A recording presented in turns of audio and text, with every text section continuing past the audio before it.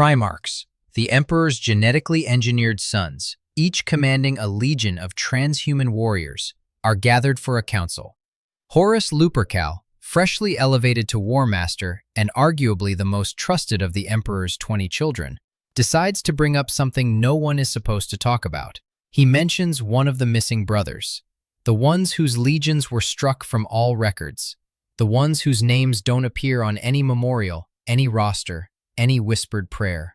He gets about 2 syllables into the name before Malcador the Sigillite, the Emperor's closest advisor, an old man in robes who should by all accounts be the least physically threatening person in a room full of gene-crafted killing machines, forces Horus to his knees with raw psychic power.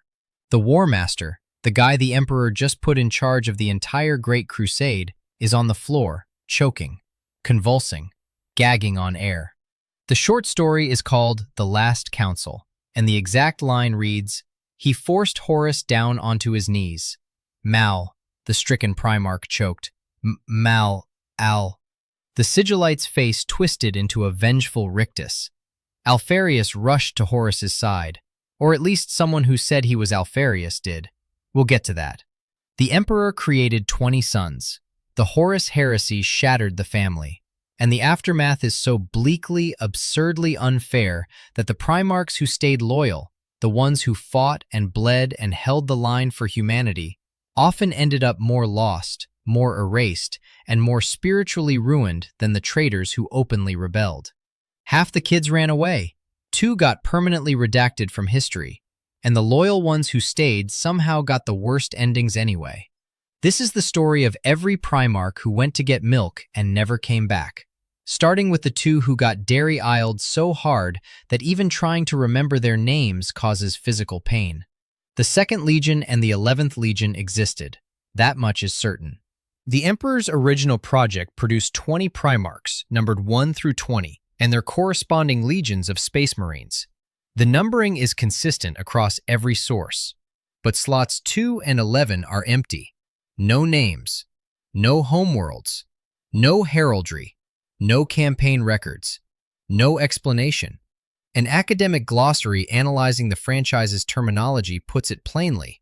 Although the numbering of the original legions reaches number 20, the 2nd and 11th have no known official background. And that's not an oversight, that's a policy. In-universe, the Imperium didn't just lose these Primarchs, it erased them. Whatever happened to them was so severe, so dangerous, or so embarrassing that the response wasn't exile or imprisonment. It was total informational annihilation. Records purged, monuments destroyed. And if that sounds like standard authoritarian record-keeping, the Imperium went further. In the short story, The Chamber at the End of Memory, Rogel Dorn, Primarch of the Imperial Fists, one of the most stubborn and disciplined beings ever created, tries to remember his lost brothers. And he can't. The memories aren't forbidden, they're gone. Dorn reaches for them, finds nothing, and Malcador appears to scold him for even trying to look. The erasure isn't bureaucratic, it's neurological.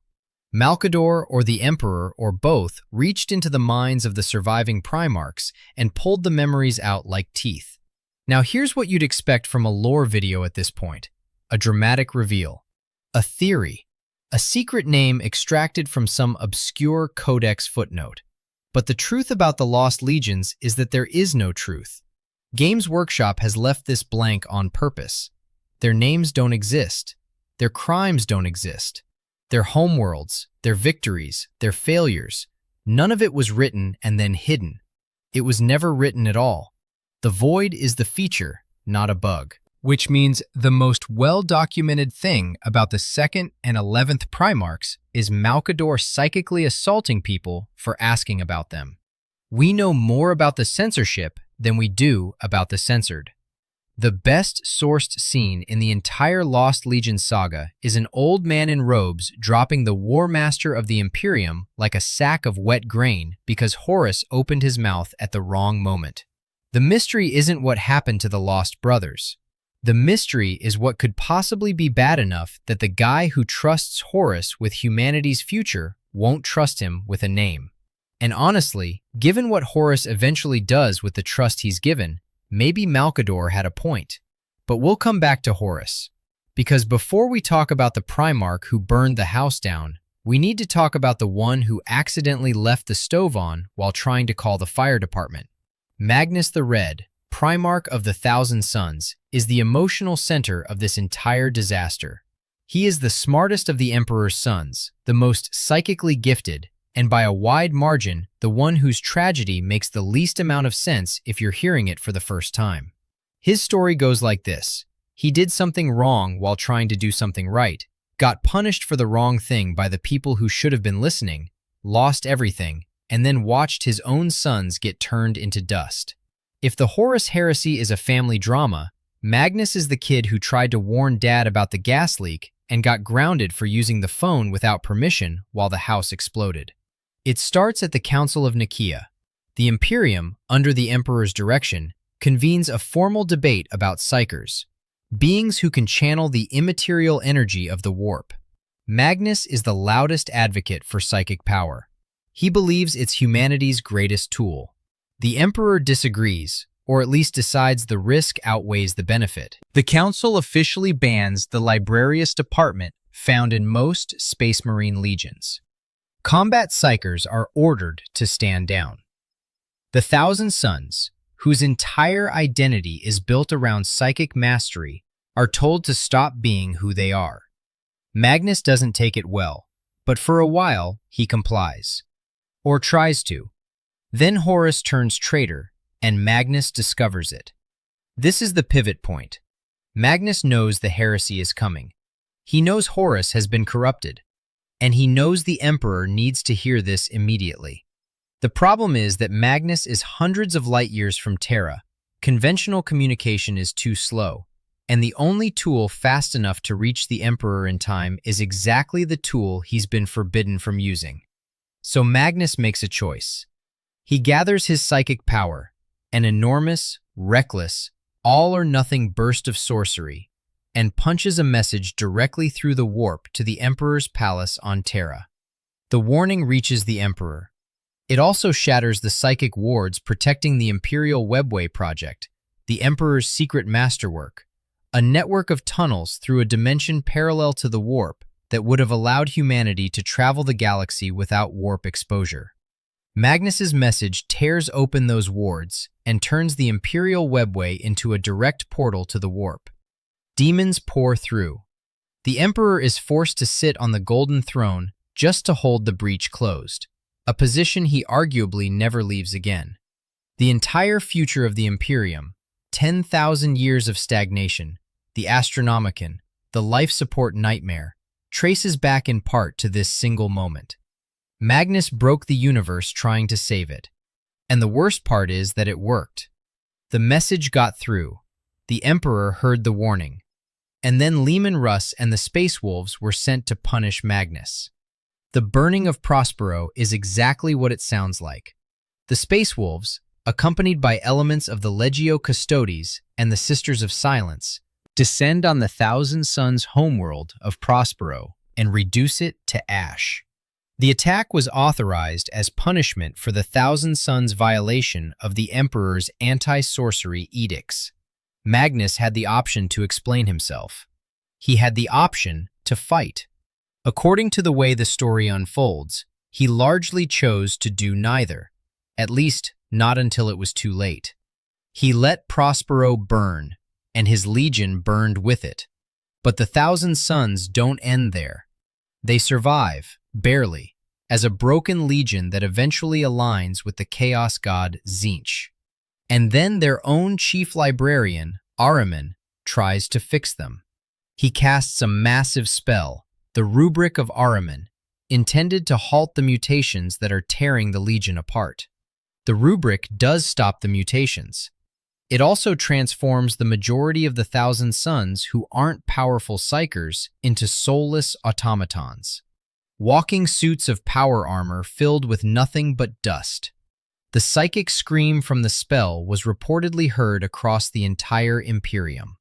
So to summarize, Magnus was the Emperor's most gifted psychic son. He was told to stop using psychic powers.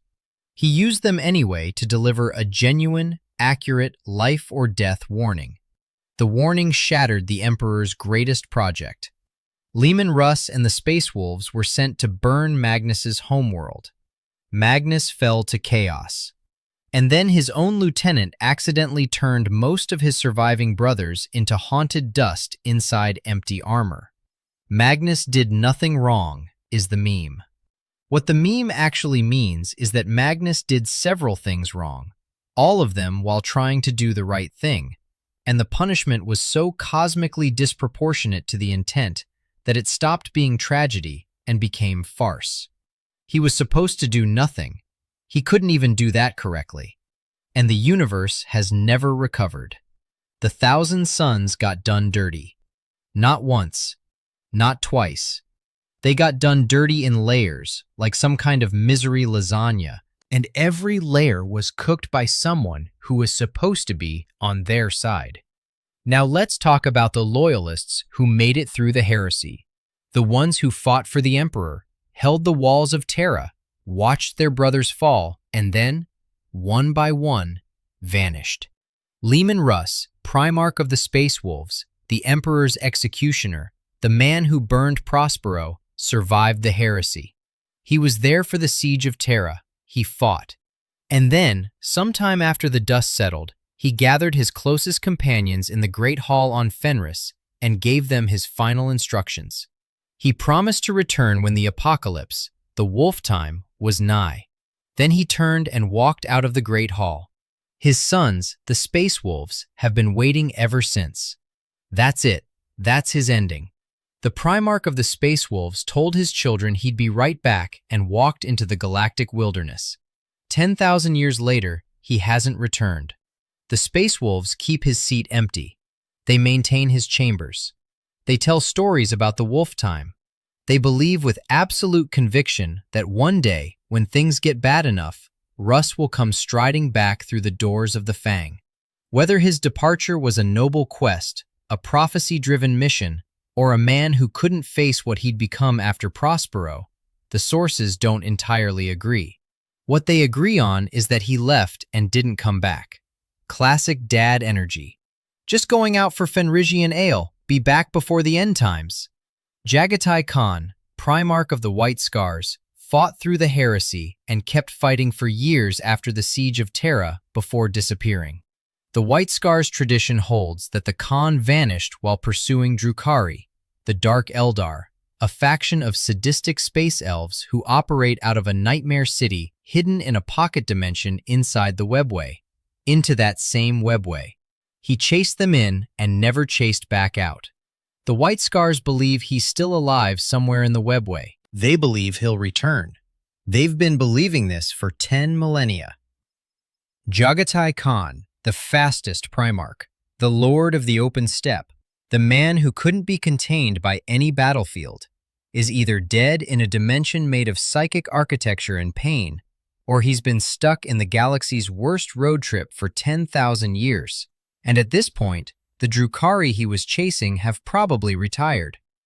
Vulcan, Primarch of the Salamanders, is a different kind of missing. Vulcan is a perpetual, a rare human mutant with supernatural cellular regeneration that allows him to resurrect from death. You can kill him, he comes back. You can kill him again, he comes back again. This should make him the most reliable Primarch in the entire Imperium, the one you can always count on, the immortal anchor. Instead, it makes his absence worse. Vulcan resurfaced during the War of the Beast, a massive conflict roughly 1,500 years after the heresy. He appeared, contributed, and then vanished again. The Imperium appears to have largely forgotten that this even happened. The Salamanders maintain a prophecy about artifacts and a return, but Vulcan's current status in the setting is functionally, somewhere, alive in the most technical sense.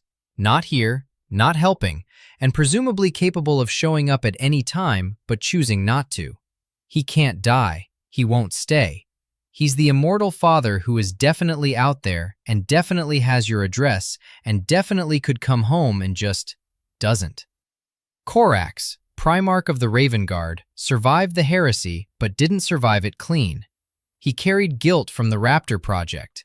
a failed attempt to rapidly rebuild his legion's numbers using accelerated gene seed techniques that produced mutants instead of warriors. After the heresy, Corax departed into warp-associated space to hunt traitors. Later lore links this to Lorgar, but the details are debated. What Corax became in there is a matter of some debate. The short story, Shadow of the Past, depicts him in a form that's been described by fans as a shadow being, a warp entity, something closer to a living darkness than the pale, gaunt guerrilla fighter he used to be. Community discussion has flagged that fan retellings tend to exaggerate what the text actually depicts. The line between Corax being altered by warp exposure and Corax being basically a demon now is blurrier in internet summaries than in the source material. What's safe to say is that Corax went into the darkest place in the galaxy to hunt traitors, and whatever came out the other side wasn't entirely the same Primarch who went in. A loyalist who stayed so loyal that he chased traitors into hell itself and may have left his humanity at the door. That's his reward for being on the right side.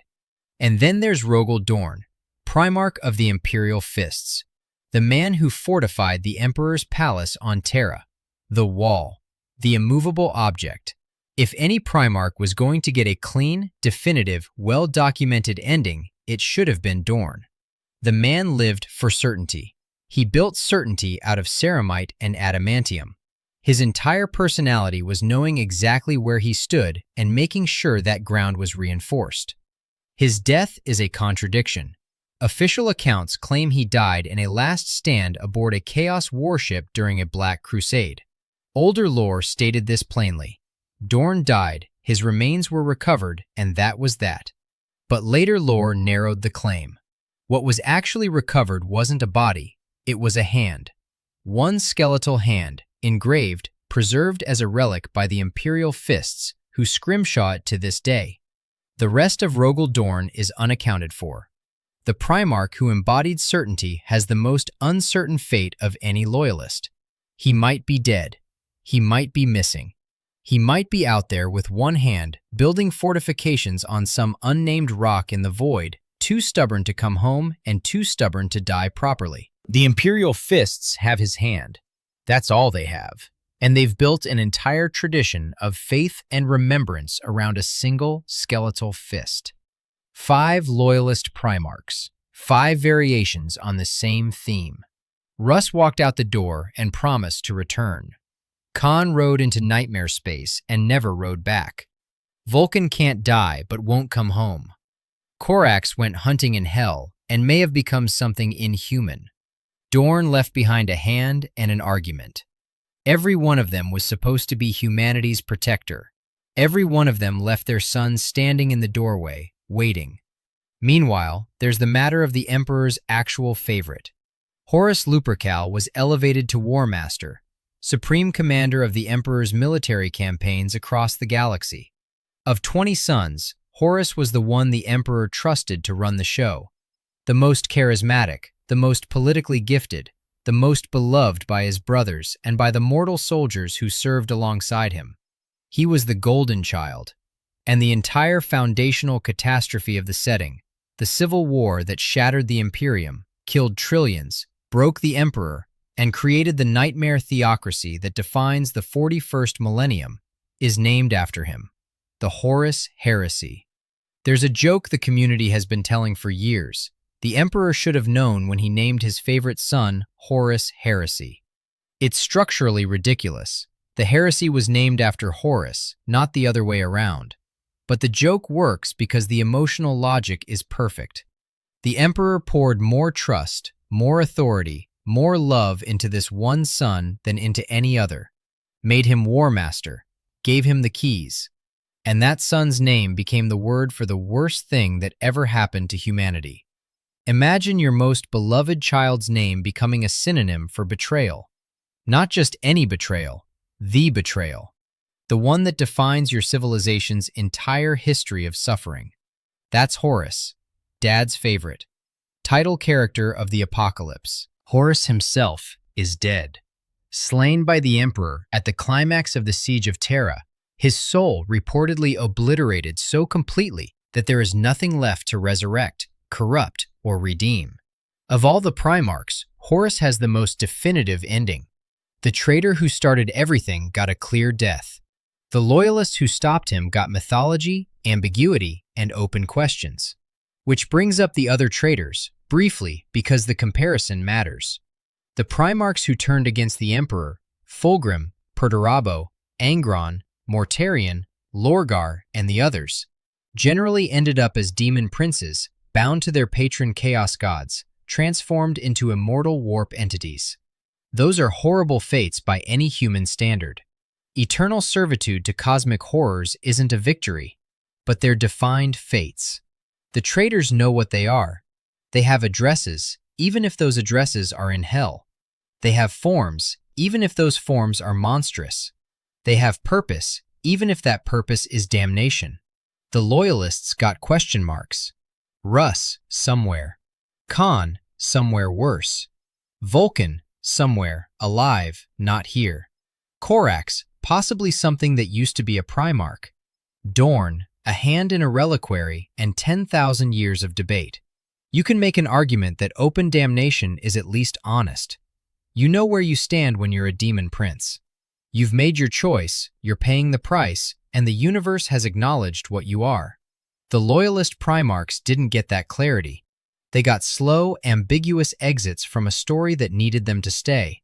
They got mythologized by sons who couldn't accept that dad left. They got turned into legends that are functionally indistinguishable from being forgotten, because a legend that might come back someday is just a polite way of saying gone.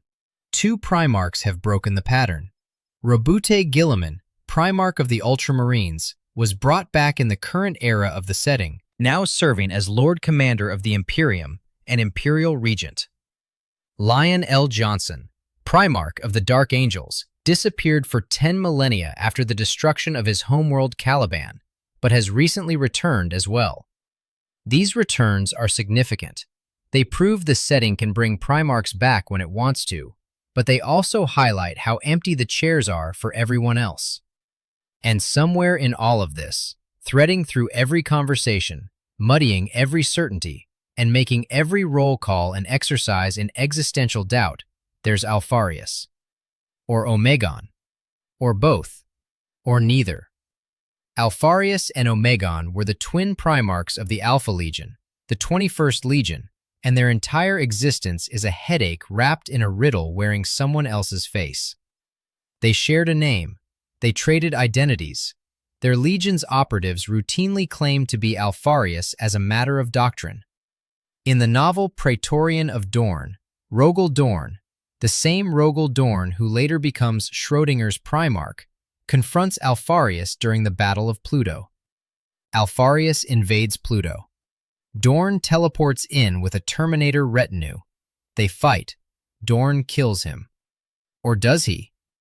Omegon reportedly felt the death of his twin brother in his soul, which seems like fairly strong evidence that yes, Alpharius is dead.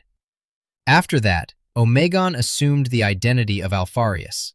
So Alpharius died, but Alpharius also continued to exist because Alpharius was now Omegon, who was calling himself Alpharius, which means that when someone in the 41st millennium claims to be Alpharius, they could be referencing the dead twin, the surviving twin pretending to be the dead twin, or an Alpha Legion operative following standard operating procedure of just saying they're Alpharius because everyone in the Alpha Legion says they're Alpharius.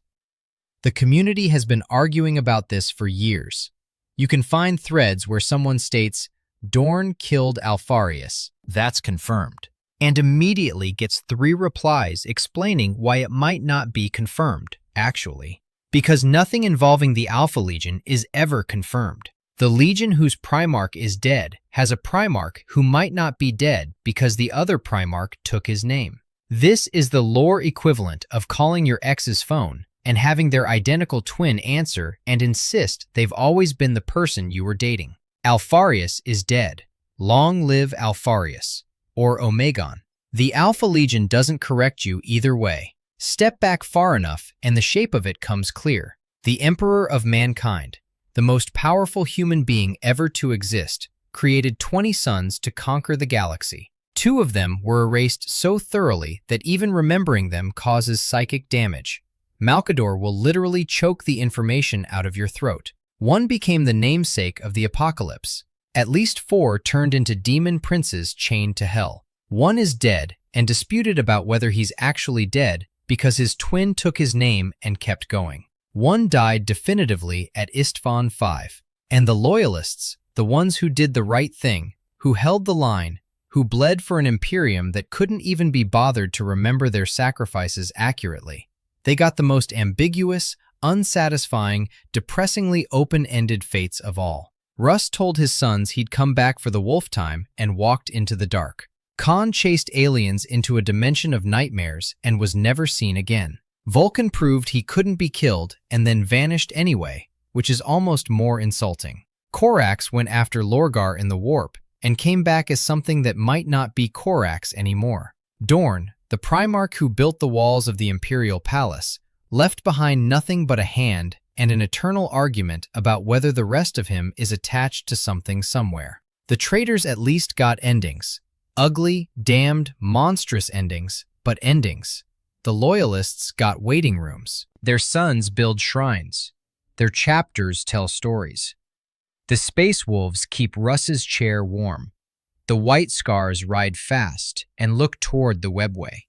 The Salamanders hunt for artifacts that might summon a father who can't die and won't come home. The Imperial Fists carve names into a dead man's hand and call it faith. And somewhere in the deep architecture of Imperial record-keeping, in a chamber that may or may not exist at the end of a memory that was deliberately unmade, there are 2 empty slots. Number 2, number 11. No names, no deeds, no legends. Just a gap where sons used to be, and an old man in robes who will break your mind if you look too hard. The Emperor made 20 sons. The heresy shattered the family. And 10,000 years later, the scorecard reads like this. 2 erased, 1 obliterated, 1 entombed on a golden chair, at least 4 damned, 2 returned, and the rest, the loyal rest, the ones who were supposed to save humanity, standing at the doorstep of history, waiting for dads who went to get milk at the heat death of the 31st millennium and never came back. If you made it this far, you're either a 40K fan who's been nodding along or a newcomer who now understands why this fandom drinks. Either way, subscribe for more stories like this.